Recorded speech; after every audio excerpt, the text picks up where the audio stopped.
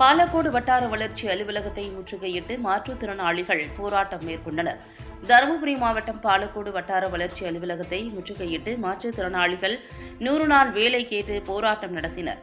தமிழ்நாடு அனைத்து வகை மாற்றுத்திறனாளிகள் மற்றும் பாதுகாப்போர் உரிமைகளுக்கான சங்கம் சார்பில் வட்ட துணை செயலர் திம்மன் தலைமையில் நடைபெற்ற இந்த போராட்டத்தில் பாலக்கோடு திரௌபதி அம்மன் கோவில் முன்பிருந்து மாற்றுத்திறனாளிகள் ஊர்வலமாக சென்று வட்டார வளர்ச்சி அலுவலகம் முன்பு முற்றுகை போராட்டத்தில் ஈடுபட்டனர். அப்போது மகாத்மா காந்தி தேசிய ஊரக வேலைவாய்ப்பு உறுதியளிப்பு திட்டத்தின் கீழ் மாற்றுத்திறனாளிகளுக்கு 100 நாள் வேலையை உறுதி செய், மாற்றுத்திறனாளிகளுக்கு லேசான வேலையையும் 319 ரூபாய் ஊதியமும் வழங்கு, மாற்றுத்திறனாளிகளுக்கு மாதாந்திர குறைதீர் கூட்டம் நடத்திட உள்ளிட்ட கோரிக்கைகளை வலியுறுத்தி கோஷமிட்டு ஆர்ப்பாட்டம் செய்தனர். இதையடுத்து பாலக்கோடு போலீஸ் துணை சூப்பரண்ட் மனோகரன், தாசில்தார் ரஜினி, இன்ஸ்பெக்டர் பாலசுந்தரம், வட்டார வளர்ச்சி அலுவலர் ரேணுகா ஆகியோர் உடனடியாக சம்பவ இடத்திற்கு சென்று கோரிக்கைகளை நிறைவேற்றுவதாக கூறியதை அடுத்து போராட்டத்தை கைவிட்டு கலைந்து சென்றனர்.